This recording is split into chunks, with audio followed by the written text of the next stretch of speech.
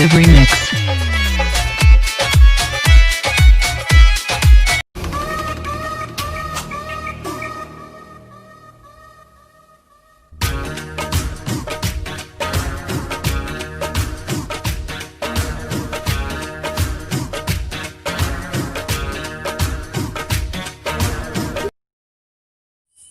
मित्रों, हमारा देश विद्याओं में सोने की चिड़िया रहा है, स्वर्णपंछी रहा है।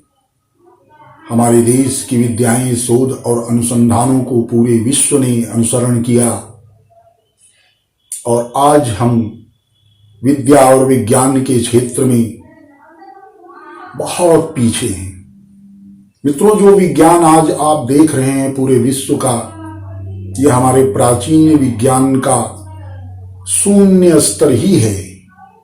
जब हमारे यहाँ दिव्य धातु पारे के माध्यम से संपूर्ण रोग और व्याधियों को बड़ी सरलता के साथ नष्ट कर दिया जाता था,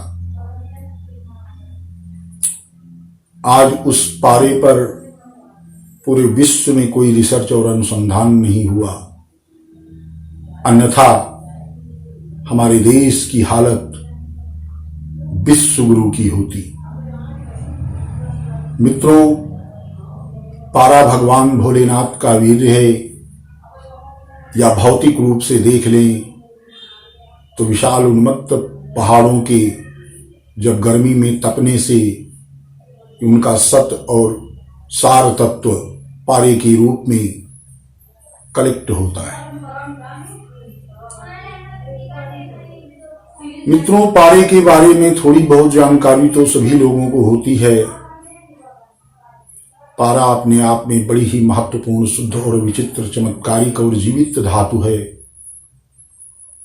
जो जरा सी ही गर्मी पर उड़ जाता है और उसका पता नहीं चलता कहां गया।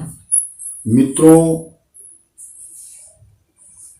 पारा 4 प्रकार का होता है: श्वेत, लाल, पीत और कृष्ण। श्वेत पारद रोग नाश के लिए है, जो ब्राह्मण गुण से मुक्त होता है, संपूर्ण रोगों को नाश करने में सक्षम है। लाल पारा रसायन होता है और रस सहित संपूर्ण धातुएं जो हमारे शरीर की हैं, रस, रक्त, मांस, मज्जा, मेद, हड्डी, वीर्य, इनके बैलेंस को बराबर करता है, इनकी उत्पत्ति, इनके दोषों का निवारण करता है, इनकी दुपत्ति में सहायक होता है। पीला पारा धातु निर्माण में सहयोगी होता है, जो दुर्लभ है। काला पारा अत्यंत दुर्लभ है, देवताओं को भी दुर्लभ है। इस पारे को बद्ध करके आकाश गमन की क्रिया को संपन्न किया करते थे। यदि जड़ी बूटियों के माध्यम से बांध करके गुटिका के रूप में परिवर्तित कर दिया जाए तो उसे धारण करने मात्र से मनुष्य गुरुत्वाकर्षण शक्ति से मुक्त हो जाता है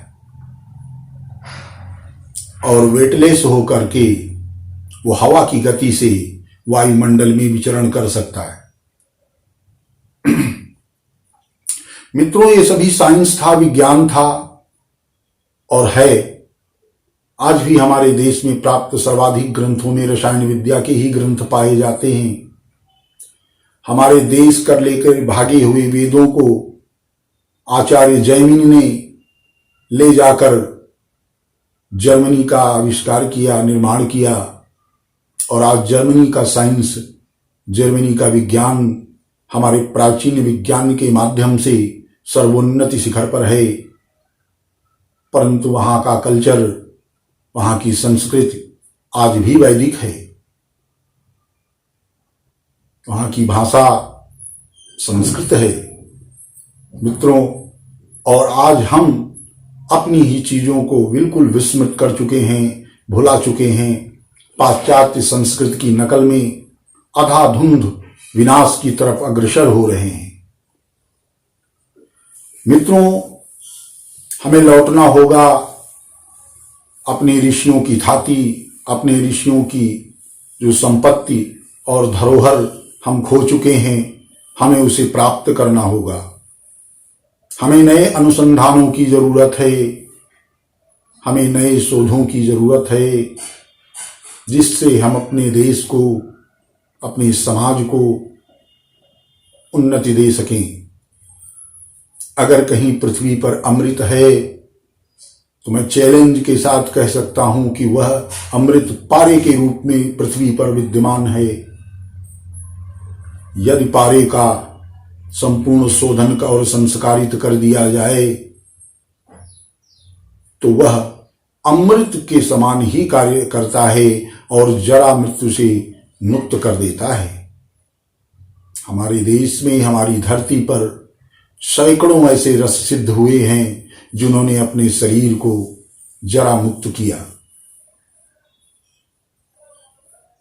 वैसे तो बहुत सी विद्याओं द्वारा सब कुछ करना संभव है, परंतु संपूर्ण रिद्धि सिद्धि, शरीर, धन और ऐश्वर्य पारे के माध्यम से प्राप्त करना भी संभव है। यह एक गूढ़ और गुप्त विषय है जिसे हम रसायन विद्या के नाम से जाना करते थे। आज जो रसायन विद्या का स्वरूप आप देख रहे हैं, यह कृत्रिम और पाश्चात्य रसायन विद्या है। हमारे देश की रसायन विद्या तो ऐसी थी कि घटोत्कच को जन्म लेने के बाद ही युद्ध में लड़ने के लिए रसायन विद्या के प्रयोग से बनाए गए लेप के माध्यम से तत्काल युवा करके युद्ध में भेज दिया गया था।